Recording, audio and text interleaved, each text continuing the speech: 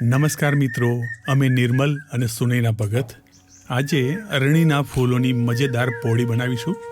અને આજનું ચલતે ચલતે મિસ્ટર પિચુક એટલે કે જેઓ ગુટખા ખાતા હોય તેઓએ જોવાની હિંમત કરવી નહીં. અરણીને આયુર્વેદમાં અગ્નિમંથ તરીકે ઓળખવામાં આવે છે.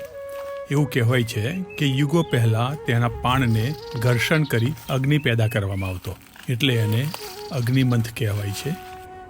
અરણીના છોડને ઓગસ્ટથી ફેબ્રુઆરી સુધીમાં ફૂલ આવે છે. હિન્દીમાં તેને ટેકર, અરણી, અગેધો તથા ગણિયાર કહે છે. અરણી વાત અને કફને સમતોલ કરે છે. 10 મોલ ક્વાથનું એક ઇન્ગ્રેડિયન્ટ અરણી છે. અરણી જઠરાગ્નિને પ્રદીપ્ત કરવાનું કામ કરે છે, મતલબ મેટાબોલિક રેટ વધારવાનું કામ કરે છે. તે શરીરમાં અમ્લ ઓછો કરવાનું કામ કરે છે અને શરીરને ડિટોક્સ કરવાનું કામ પણ કરે છે. અરણી હાર્ટ અને લીવરને તંદુરસ્ત રાખવા માટે ઉપયોગી છે. બાળકો માટે અરણી કૃમિનાશક છે.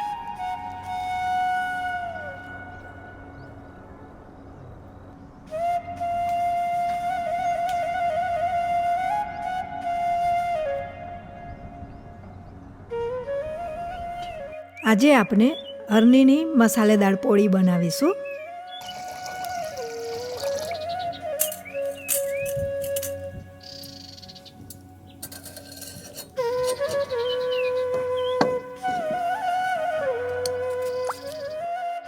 બટાકાને ધોઈને આની છાલ કાઢી લઈએ. આની એકદમ પતલી છાલ છે, માટે એને છાલ કાઢીને જ આપણે બાફી લઈએ, જેથી વાપરવામાં સહેલું પડે.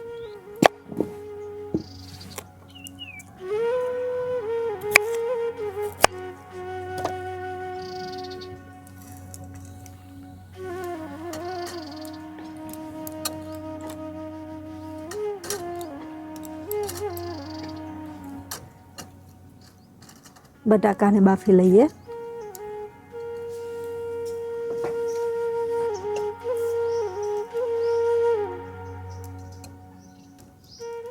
બટાકા સરસ બફાઈ ગયા છે.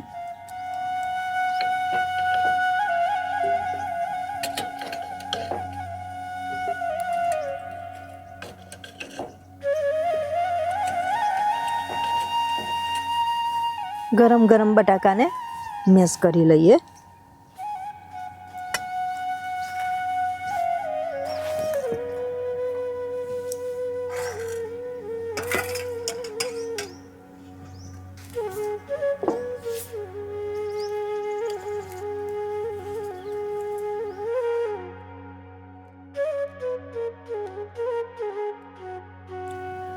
અરણીના ફૂલને દાંડીમાંથી આ રીતે કાઢી લઈશું.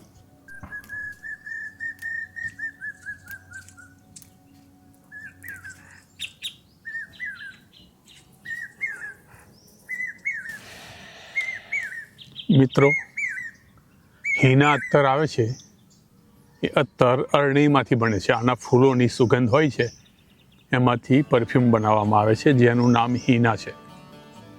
અરણીના ફૂલોને ધોઈ લઈએ.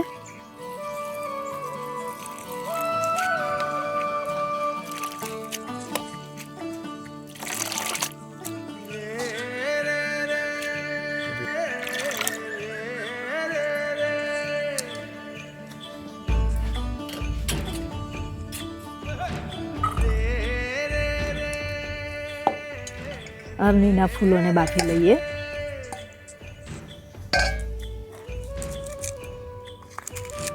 થોડું મીઠું ઉમેરી દઈશું.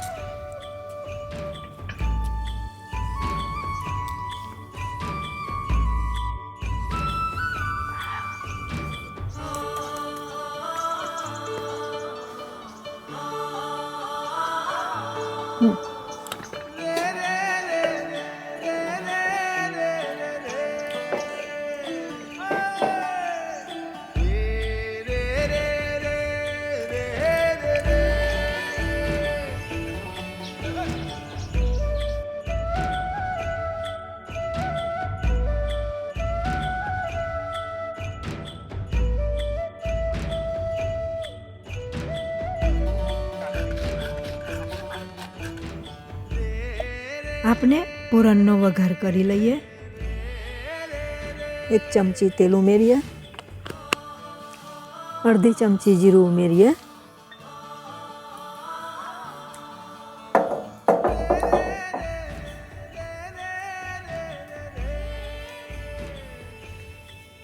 ચપટી હિંગ ઉમેરીશું. 1/4 ચમચી હળદર ઉમેરીએ.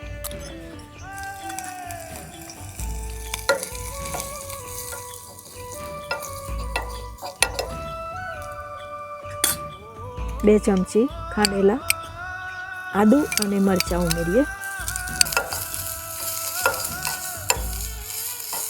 2 ચમચી જેટલું લીલું લસણ ઉમેરીશું. મિત્રો, તમે લસણ ના ખાતા હોય તો સ્કીપ કરી શકો છો.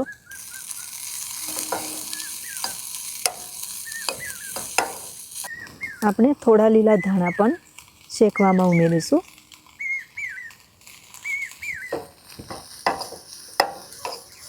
પૂરણનો મસાલો તૈયાર કરી લઈએ. આપણે બાફેલા બટાકાને મેશ કરી લીધા છે. એમાં બાફેલા અરણીના ફૂલને ઉમેરી દઈએ.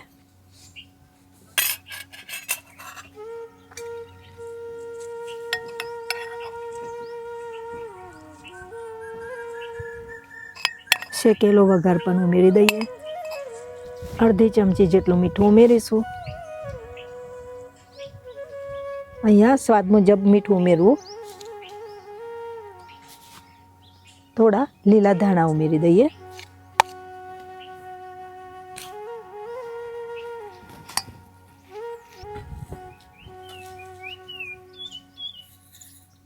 એક ટીસ્પૂન ખાંડ ઉમેરીએ અને અડધી ટીસ્પૂન કેરી પાવડર ઉમેરીશું.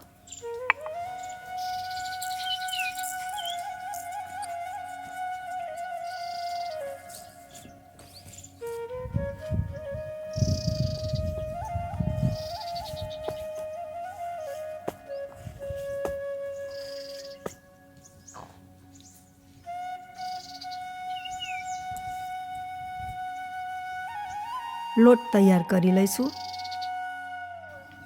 1/2 કપ લોટ લઈશું.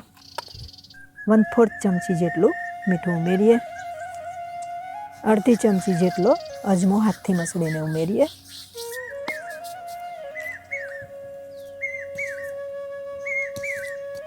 એક ચમચી ઘીનું મોવણ ઉમેરીએ. લોટને મસળીને બરાબર આ રીતે મોઈ લેવો.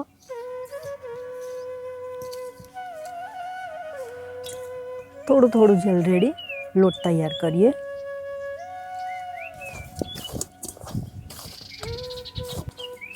આપણે રોટલી બનાવીએ એવો લોટ બનાવવાનો છે. થોડું તેલ રેડીને મસળી લઈએ.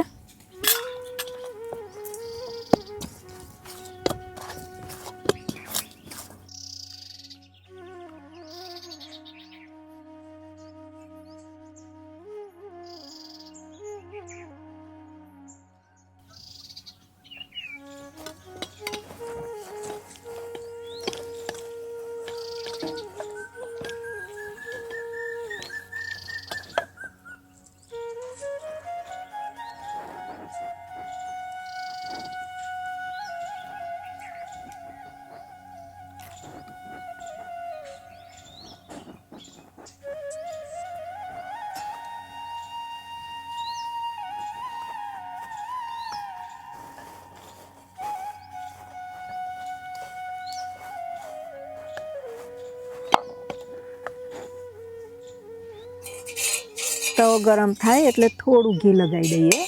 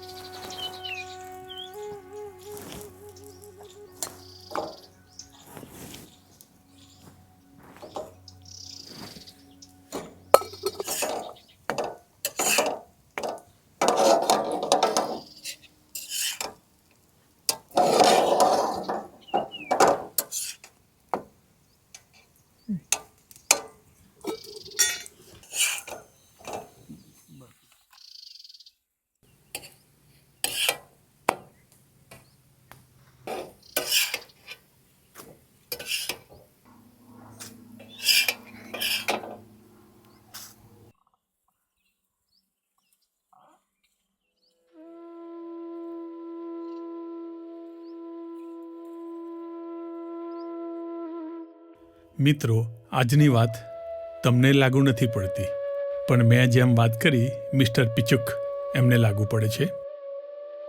રસ્તાની આજુબાજુ, ફૂટપાથ પર, કોઈના દરવાજા પર, દિવાલ પર, હોસ્પિટલના દાદરમાં અને ક્યારેક તો લિફ્ટમાં પણ, ક્યારેક તો આપણી આગળ ચાલતી કારનો દરવાજો ખોલીને પિચુક કરે. હા, હું તમને એટલે કે ગુટકાના ગુલામોને કહું છું. જે ગુટકા નથી ખાતા એ લોકોના સ્વાસ્થ્યનો સવાલ છે. એ જ સંસ્કાર તૂટ્યાનો સવાલ છે. એ જ ભદ્રતા ખૂટ્યાનો સવાલ છે. ભાઈ, તમે રસ્તા પર નથી થૂકતા, તમે તમારા દેશ પર થૂકો છો, ધરતી મા પર થૂકો છો, તમારા બાળકના ભવિષ્ય પર થૂકો છો. એક પ્રશ્ન છે, શું તમે તમારી મા સામે થૂકશો? શું તમારા બાળકના રૂમમાં થૂકશો? નહીં ને. તો પછી આ રસ્તો કોનો છે? આ સમાજ કોનો છે? આ દેશ કોનો છે? જેને તમે ધરતી માં કહો છો એ કોની છે? આ થૂક માત્ર લાલ રંગની ગંદકી નથી. આ થૂકમાં ટીબી, હિપેટાઇટિસ બી અને સી, મોઢા અને ગળાનું કેન્સર, ફ્લૂ, ગંભીર ચેપ, વાયરસ, ઘણું બધું છે. આ થૂક સુકાય છે, પછી ધૂળ બને છે અને પવનથી ઉડે છે અને સીધું બાળકોના નાકમાં, ગર્ભવતી સ્ત્રીના શ્વાસમાં, વૃદ્ધોના નબળા ફેફસામાં, વગર લેવા દેવાએ. ક્યારેક વિચાર્યું છે, તમારી એક પિચકારી કોઈની આખી જિંદગી બરબાદ કરી શકે છે? અને તમે કહેશો, અરે એક પિચકારીથી શું થવાનું છે? હા, એ થૂકવાથી જ કોઈનું આરોગ્ય તૂટે છે, કોઈનો અસાધ્ય અને ખર્ચાળ ઉપચાર શરૂ થાય છે અને કોઈનું જીવન પૂરું થાય છે. કોઈ અકાળે વિધવા બને છે, કોઈ બાળક અનાથ બને છે, કોઈ વૃદ્ધ માતાનો સહારો તૂટે છે. રોજ સવારે આખા શહેરમાં કે ગામમાં સફાઈ કરતા સફાઈ સેવકો, હાથમાં ઝાડુ હોય પણ માથામાં દુખાવો અને જમીન પર તમારું થૂક. શું એ માણસ નથી? શું એના હાથને ઇન્ફેક્શન લાગતું નથી? તમારી મજા કોઈની મજબૂરી બની જાય છે. એને સંસ્કૃતિ નહીં, બેદરકારી કહેવાય. ગુટકો ખાવું છોડવું ભલે મુશ્કેલ હોય, પણ થૂકવું તો આજે જ બંધ થઈ શકે છે. ગુટકા છોડો, થૂકવાનું તો ફરજિયાત છોડો, અને એ ન થાય તો ભારત માતા કી જય કહેવાનું બંધ કરો. પોતાની જાતને સનાતની કહેવાના તતુડા વગાડવાના પણ બંધ કરો. સાલું જાહેર જગ્યાએ દિવાલો પર તમે થૂકો નહીં એટલે ભગવાનના ફોટા લગાવવાના? તમારા જ ભગવાનનો ઉપયોગ આ રીતે થાય એ તમને શરમ નથી આવતી? હા, એ લોકો કહેશે કે અમે અમારા પૈસાનું ખાઈએ છીએ. તો ખાઓ, 5 ખાતા હોય તો 10 ખાઓ અને વાર્તા વહેલી પૂરી કરો. પણ જ્યાં તમે થૂકો છો એ જગ્યા તમારી એકલી નથી. એ જગ્યા અમારી છે. એ દેશ પણ અમારો છે. એ રસ્તાઓ પણ અમારા છે અને એ સમાજ પણ અમારો છે. માફ કરજો, આજના વિડીયોમાં કોઈ વિચાર આપવાની જગ્યાએ મારા તમારા જેવાના લોહી ઉકાળા આપ્યા છે. આવતા વિડીયોમાં ફરીથી મળીશું. જય ભારત, વંદે માતરમ.